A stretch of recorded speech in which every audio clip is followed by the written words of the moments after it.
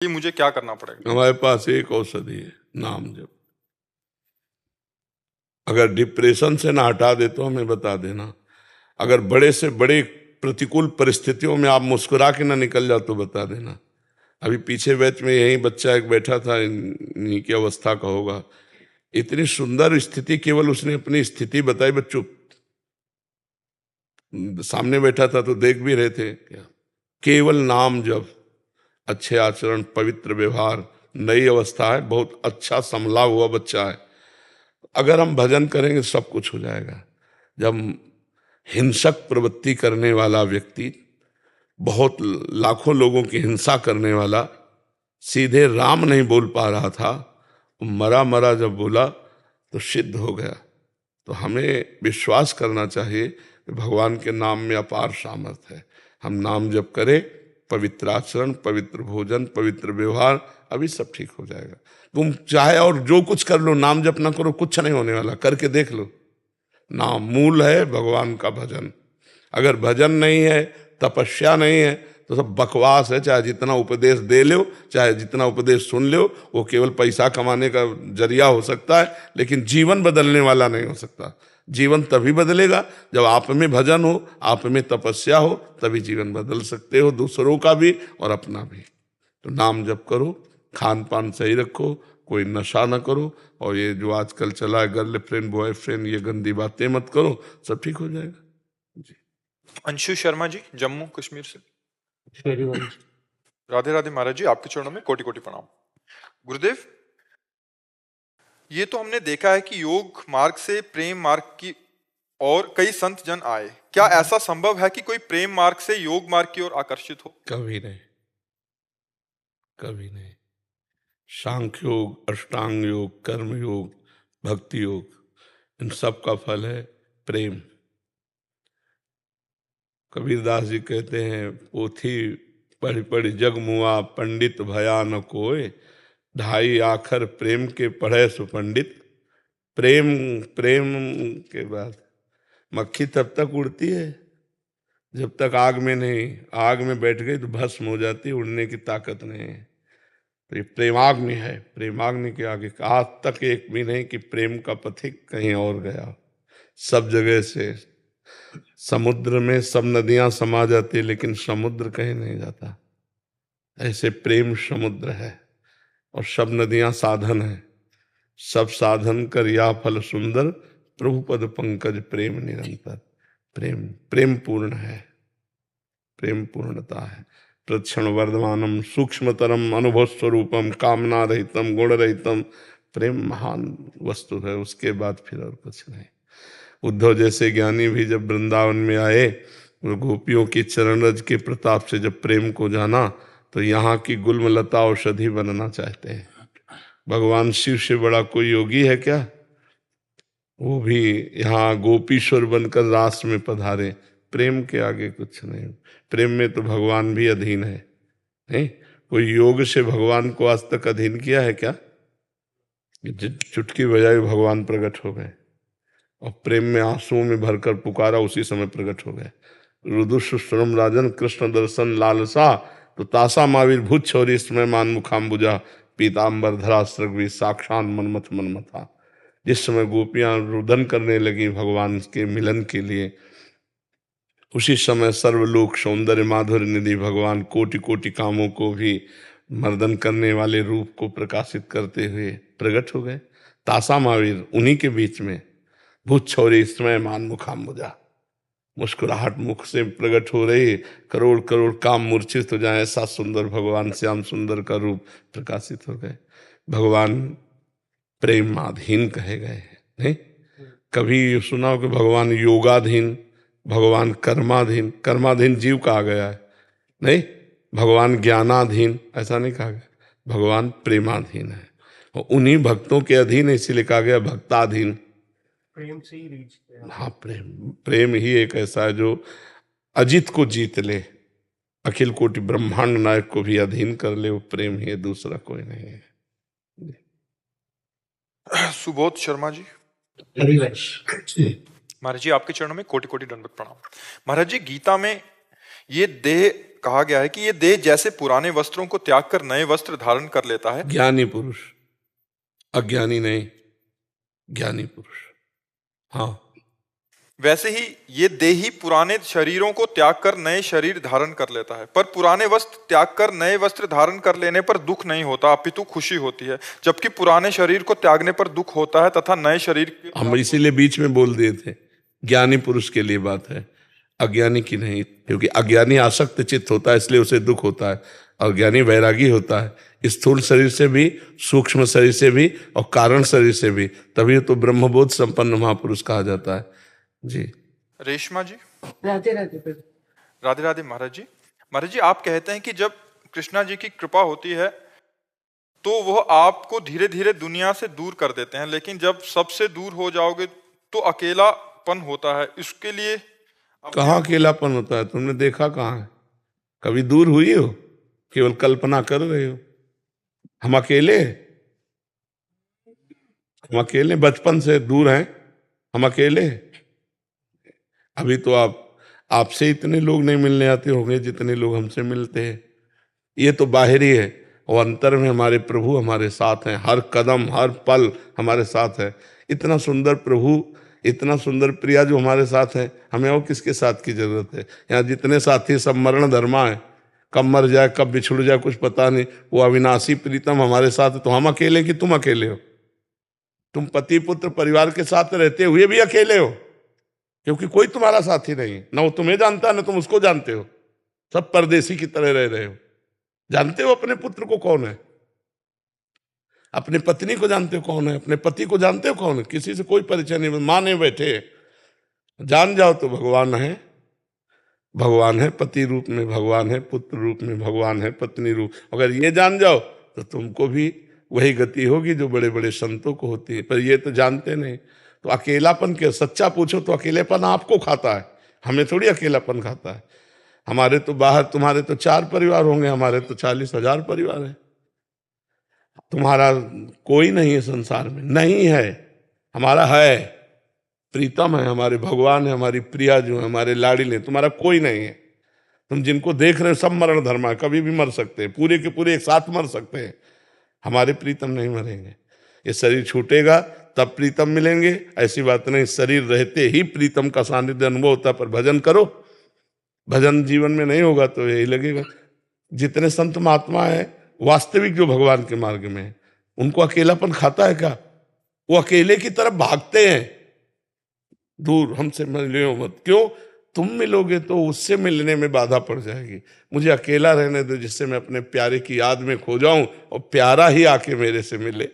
अभी अकेलेपन का मतलब नहीं समझा है, असंगता। अभी हरि भजन नहीं तो कैसे जानोगे आध्यात्मिक आनंद को, भगवद आनंद को कैसे जानोगी? तुम संसार से तुलना करोगी तो आध्यात्मिक आनंद और विषय आनंद बहुत अंतर है। एक अंधकार है और एक दिव्य प्रकाश है। तो अंधकार से सोचोगी तो फिर, अब जैसे बचपन से हम घर से निकले थे, किसी का प्यार नहीं मिला, क्योंकि 13 वर्ष की अवस्था में घर से निकले, तो हम क्या प्यार के भूखे हैं? इतना प्रभु ने प्यार दिया है कि निहाल कर दिया है। कदम कदम पर उनका प्यार, कदम कदम पर उनका दुलार। और वही प्रभु इतने रूपों में अब भी प्यार कर रहे हैं। घंटों से खड़े हैं केवल इस बात के लिए कि यहाँ से निकल जाएंगे तो हम देख लेंगे बाबा जी है। बाबा जी को क्या देखना है? पर ये प्यार, भगवान प्यार। तो ये हमें लगता है कि आपका अभी अज्ञान ही ऐसा अनुभव करा रहा है कि अगर हम सब कुछ छोड़ देंगे तो हम अकेले हो जाएंगे, अकेलापन लगेगा। महाराज जी, इसमें जैसे भागवत जी में आपने बोला था कि उसका मैं सब कुछ हरण कर लेता हूँ, इसका वास्तविक रहस्य क्या है महाराज जी? राग हरण कर लेते हैं भगवान, उसकी आसक्ति अहंकार राग हरण कर लेते हैं। जैसे अम्बरीश जी चक्रवर्ती सम्राट महाभागवत है, पूरा ऐश्वर्य वैभव भगवान ने अपहरण कर लिया क्या? नहीं, लेकिन उनको अभिमान नहीं है चक्रवर्ती सम्राट पद का, उस संपत्ति का उनको गर्व नहीं है, उस वैभव का उनको गर्व नहीं है। और जिनके गर्व है, भगवान देख रहे हैं कि अब ऑपरेशन करना पड़ेगा तो संपत्ति भी हटा देते हैं, गर्व भी हटा देते हैं। और जिनको देखा कि ये मरीज काम लायक है, गर्व हटा देने से काम चल जाएगा तो संपत्ति नहीं हटाते हैं। और जब देखा कि मरीज ज्यादा बढ़ चुका है, अब इसका मर्ज दूर करने के लिए, तो फिर भगवान उसका वैभव भी अंतर ध्यान कर देते हैं। और उसका पारा जो अहंकार का था वो जब डाउन हुआ तो भगवान की पुकारा, भगवान की शरण में हुआ, वही मंगल शुरू हो गया उसका। बाहरी व्यक्ति पारिवारिक जनों का कोई मतलब इस वो नहीं, अंदर का ही सारा सिस्टम। अंदर का राग, बाहर से आप एकांत बैठे हो सबका राग भरा हुआ है तो कोई आप महात्मा थोड़ी हो। घर में बैठे हो किसी का राग नहीं तो आप महात्मा हो। भाई अंदर की बात, सुधार अंदर होना, बाहर से क्या, बाहर कहीं भाग के चले जाओ तो क्या त्यागा, अंदर का राग त्यागा। इस पे मेरा राग नहीं है। स्टेशन में जैसे बैठे हैं, सरकारी स्टेशन, अपना काम कर रहे हैं, गाड़ी आई चल दिया, बस इंतजार है, गाड़ी आई चल दिया, अपना काम कर रहे हैं, अपनी वस्तु थोड़ी है। अपने तो श्री जी हैं, अपने तो लाल जी हैं, अपने तो प्रभु हैं। आपने क्या किया, अपने घर को अपना मान लिया, चार परिवार को अपना मान के इतना उसी में डूब गए कि बस जो कुछ हो तो इन्हीं को सुख मिले। जैसे एक आदमी दूध में केमिकल मिला रहा है, गंदी गंदी चीजें मिला रहा है, और उससे कहो कि यही दूध अपने बच्चे को पिलाओ, नहीं पिलाएगा, क्योंकि जानता मैंने कितनी गंदी वस्तुएं, और दूसरे के बच्चों के प्राण घातक वस्तुएं बेच रहे हो, तुम्हारा नाश नहीं होगा। तो ये बुद्धि भ्रष्ट हो जाती है राग से। और अगर राग रहित है तो समाज का उपकार करता है, मंगल करता है, कि जो चीज हम नहीं खा सकते दूसरे को कैसे दे सकते हैं। ये जो आसक्ति है, ये जो राग है, यही पाप कराता है, और इसी को दूर करना आवश्यक होता है। जो इससे दूर रहता है वो गृहस्थ में रहते हुए संत है। संत केवल भेषधारी थोड़ी ही होते हैं, नहीं। देखो विभीषण जी कोई संत का भेष नहीं धारण किए, आचरण संत के हैं। तो भगवान कह रहे तुम सारीखे संत प्रिय मोरे, धरो देह नहीं आननी हो रे। तुम्हारे जैसे संतों के लिए मैं शरीर धारण करता हूं, भगवान कह रहे विभीषण जी को। तो आचरण प्रधान संत, संत मतलब आचरण। और अगर कहीं वेश भी है और आचरण भी है तो सोने पे सुहागा समझो, सोने पे सुगंध समझो। और भेष है आचरण नहीं तो काल नेमी राक्षस वेश धारण किए था, आचरण नहीं थे, हनुमान जी ने मार डाला था। अगर वेश नहीं है और आचरण है तो वो संत है। वेश है और आचरण है तो फिर क्या कहना है, जगत गुरु है। और अगर वेश है आचरण नहीं तो असंत है। वो संत केवल वेश धारण मात्र से नहीं हो जाता। जी। पीयूष झा जी बिहार से। महाराज जी आपके चरणों में दंडवत प्रणाम। महाराज जी अगर मैं एक आत्मा हूं और आत्मा का परमात्मा से संबंध, पहले अगर ही शब्द हटा दो, अगर संशयात्मक शब्द है। अगर नहीं, अगर में मतलब लगता है कि माना कि मैं एक आत्मा हूं, नहीं है, हम आत्मस्वरूप, हम देह थोड़ी है। पहले इसका ऑपरेशन कर लियो अगर का। मेरा टेबल, मेरी घड़ी, इससे प्रतीत होता मैं घड़ी नहीं हूं, मैं टेबल नहीं हूं। समझ में आ गया ना? मेरा हाथ, मेरा पांव, मेरा आंख, मेरा कान, में पूरे ढांचे को क्या कहा जाता है, मेरा शरीर नहीं कहा जाता। जो मेरा है वो मैं नहीं हो सकता, मतलब शरीर नहीं है आप। अगर शब्द हटाइए, अब अंदर घुसिए इसके, तो मेरा मन, मेरी बुद्धि, मेरा चित्त, मेरा अहंकार, ये अंतःकरण चतुष्टय, मन बुद्धि चित्त अहंकार, और मेरी इंद्रियां, मतलब जो मेरा है, मेरी है, वो मैं नहीं हो सकता, मतलब ये सूक्ष्म शरीर भी मैं नहीं है। मेरा स्वभाव, ये कारण शरीर है, तो स्वभाव भी आप नहीं है। आप मान गए ना? समझ में आ रहा है कि नहीं? आप कभी मैं स्वभाव हूं बोला क्या? इसका मतलब ये आपके हैं, तो आप कौन है? आप आत्मा है। समझ रहे ना? अगर मैं आत्मा हूं, इस शब्द का खंडन, आप आत्मस्वरूप हैं। इस बात को समझ रहे ना? अब आगे बोलिए। महाराज जी मैं एक आत्मा हूं और आत्मा का परमात्मा से संबंध है। आत्मा ही परमात्मा है, संबंध नहीं है, यही तो भ्रम है। संबंध नहीं है, वो परमात्मा ही है। तुम अपने को अलग इस रूप के कारण देखकर मान रहे हो। आपने देखा है क्या उस आत्मा को? जो तुम हो तो कभी मिले हो अपने से? नहीं मिले। उसके लिए साधना की जाती है, उसके लिए तपस्या की जाती है, तब शरीरों का राग नष्ट होता है अपने स्वरूप। तो जो अपना स्वरूप है, तो जानत तुम्हें तुम्हें हो जाए, सोई जाने जे देहु जनाई, और जानत तुम्हें तुम्हें, वो भगवत स्वरूप ही था, भगवत स्वरूप ही है, भगवत स्वरूप हो जाएगा। जी महाराज जी ये आत्मा इस नाशवान शरीर को परमात्मा में लगाकर इसे जन्म मरण के चक्कर से मुक्ति क्यों नहीं करवा देती? कौन? आत्मा। क्योंकि वो आत्मा आप है। आप अपने को भूलकर शरीर मान करके भोगों में जाएंगे तो कौन मना करेगा? आप हटिए, अभी हट जाएंगे। आप ही तो हैं आत्मस्वरूप। तो आपने अपने को, आपको ये मान लिया। अब इसको जब माना कि मैं पुरुष, तो फिर स्त्री में आकर्षण, फिर भोग, नाना प्रकार की दुर्गति, वही फंस गए। हटो। जो जाना कि मैं शरीर नहीं हूं, वो तपस्या प्राण होकर इंद्रियों को वश में करके भगवत प्राप्त हो गया। और कोई थोड़ी दूसरा करेगा, आप ही तो है आत्मा। क्यों? हाँ, तो भजन में लगो। अब गंदे आचरण करोगे भगवत प्राप्ति हो जाएगी। तो करना तो आपको ही है ना। क्या करना है? अच्छे कर्म करने, भजन करने, शास्त्र स्वाध्याय करना है, तप करना है, उससे भगवत प्राप्ति होती है। समझ पाए जी? शैलेंद्र कुमार जी बरेली से। राधे। राधे राधे महाराज जी। महाराज जी, मुझे ये जानना है कि कर्म और भाग्य में क्या रिश्ता है। जब हम किसी चीज पूर्व एक एक शब्द का उत्तर लो तो अच्छा रहेगा। भाग्य कहते हैं पूर्व में जो किए हुए कर्म हैं, उन कर्मों से जो कुछ कर्म निकाल करके शुभ और अशुभ, सुख और दुख देने वाले इस शरीर की रचना हुई, उसे भाग्य कहते हैं। अब जो हमसे नए कर्म होते हैं उनको कर्म कहा जाता है। कर्म और भाग्य में अंतर है। पूर्व के किए हुए कर्मों के परिणाम स्वरूप जो मुझे देह मिली, ये भाग्य से मिली है। अब जो हमसे होगा क्रिया, उसे कर्म कहते हैं। उन कर्मों में दो विभाग हैं, पाप कर्म और पुण्य कर्म। अगर हम पुण्य कर्म करते हैं तो सुख मिलेगा, पाप कर्म करते हैं तो दुख मिलेगा। आगे अभी नहीं, अभी तो भाग्य का चलेगा चक्कर। अगर हम भजन करते हैं तो भाग्य को रोक कर यहीं मिटा करके भगवत प्राप्ति कर लेते हैं। समझ पा रहे हो? महाराज जी, जब हम किसी चीज को पाने का संपूर्ण प्रयास करते हैं परंतु सफलता नहीं मिलती, तब दुकान में जाके 1 करोड़ के हीरे का हार लोगे, समय पर पैसा है 1 लाख रुपया। ऐसे ही यहाँ जो तुम्हें चाह है उसके अनुसार से तप करो, उतना भजन करो, उतना पुण्य करो, तब आपको प्राप्त होगा। ऐसे थोड़ी प्राप्त होगा।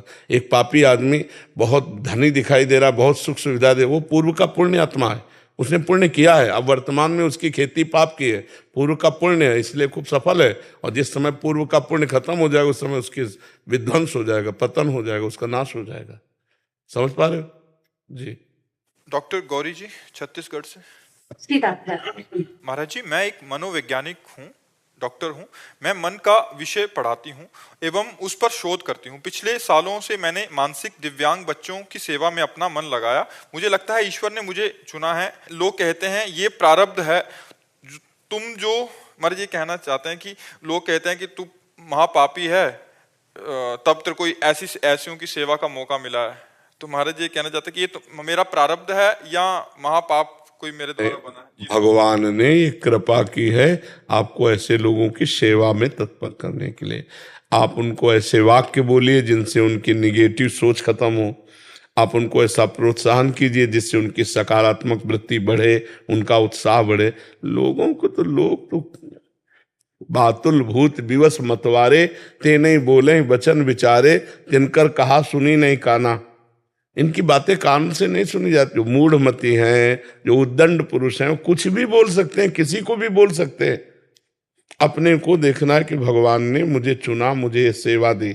अब मैं मनोयोग से वैसे ही सेवा करूंगी जैसे अपने बेटे की, जैसे अपनी बेटी की, जैसे अपने पिता की। जिस अधिकार के, जिस अवस्था का आपके सामने मरीज आता है, उससे वही भाव रख करके वैसे ही प्यार से उसको इतना सुदृढ़ कीजिए कि वो जिस स्थिति से गिर रहा है उस स्थिति से ऊपर उठे। वचनों में बहुत बल होता है। कोई एक आदमी डूब रहा हो, आप उसे को अब तो तू मरे, तो कितना भी हो उत्साहहीन हो जाएगा। और डूब रहा है, निकल गए, तो उसको उत्साह मिलेगा, वो आगे बढ़ जाएगा। जब कर्ण अर्जुन से युद्ध करने के लिए, तो भगवान अर्जुन के सारथी थे, कर्ण के सल्व सारथी थे। तो उनको ये युधिष्ठिर के मामा थे, दुर्योधन ने अपने पक्ष में कर लिया था। तो उनको भगवान ने केवल आज्ञा एक दी थी कि तुम कर्ण के उत्साह को नष्ट करते रहना। बस जहां वो अर्जुन की तरफ बढ़ता था, कहते तुम अर्जुन के सामने क्या हो कर्ण, ऐसा गांडीव धनुषधारी अर्जुन। जहां उसकी बड़ाई करते तो सहम जाता कर्ण। मतलब अगर हम किसी को उत्साह नष्ट कर दें तो बहुत अच्छा चलता हुआ आदमी भी गिर जाएगा, और बहुत गिरा हुआ आदमी भी अगर उत्साह दे दे तो निकल जाएगा। तो आपको ये सेवा दी है तो आप उसे प्यार पूर्वक कीजिए। लोगों के कथनानुसार मत मानिए कि पाप कर्म है। नहीं, ये तो बहुत कृपा है कि हम दूसरे के दुख में अपने मनोयोग से, अपनी वाणी से हम उसको दुख से निकाल पाए, उसे प्रसन्न कर पाए, तो बहुत बड़ी सेवा है। वीरेंद्र सिंह जी करनाल से। श्री हरिवंश महाराज जी। महाराज जी, कुछ जगह काम में जहां हम कार्यरत हैं वहां दोष दर्शन बड़ा जोर का होता है। महाराज जी, नाम छूटता है उसकी वजह से।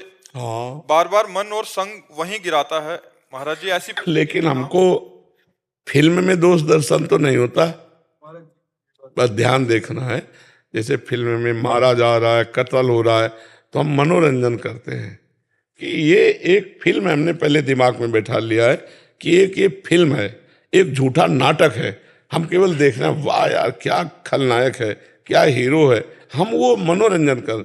ऐसे ही पहले दिमाग में बैठा लो, जगत एक फिल्म है, इसमें खलनायक भी है, इसमें हीरो भी है, इसमें पॉजिटिव भी है, इसमें नकारात्मक भी है। तो हमको इसे फिल्मवत देखना, जगन नाटक वैभवा।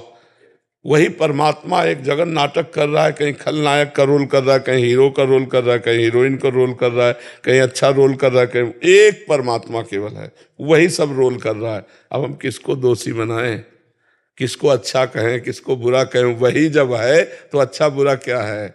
नहीं। हाँ, इसलिए जैसे पाठ, वाणी पाठ करता हूँ, तो उस टाइम वाणी पाठ करते टाइम अभी तो 10 मिनट के लिए वाणी पाठ में सही रहेगा, मैं एकदम चेंज हो जाता है बिल्कुल ही पाठ करते छूटते सारी। अभी भजन की कमी है, थोड़ा भजन और बढ़ाओ, नाम जप और बढ़ाओ, फिर वो गंभीरता आने लगे।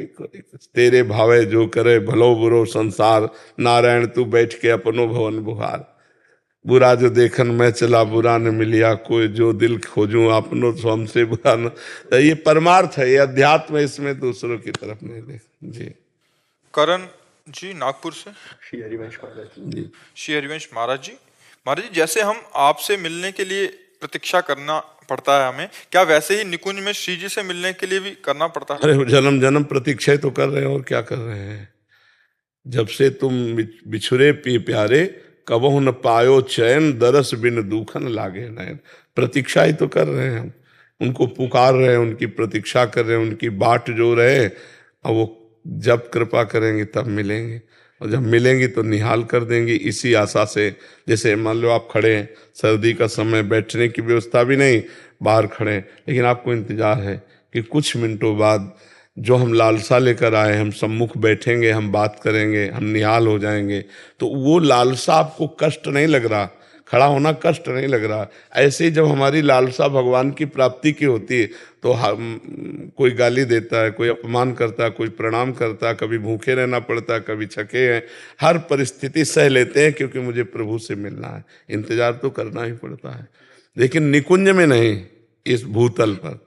निकुंज में तो वही जा सकता है जो इंतजार खत्म हो चुका है। हाँ, जैसे अब यहाँ आ गए तो अब यहाँ इंतजार थोड़ी करना है।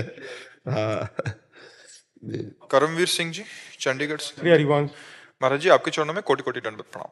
महाराज जी, कर्म की परिभाषा क्या है? क्या नाम जप संकीर्तन करना भी कर्म के अंतर्गत आता है, या केवल संसार में जीवन यापन करवाने वाले कार्य ही कर्म माने जाएंगे? नहीं, कर्म दो प्रकार के, एक होते हैं पाप कर्म, इन्हें अशुभ कर्म कहते हैं।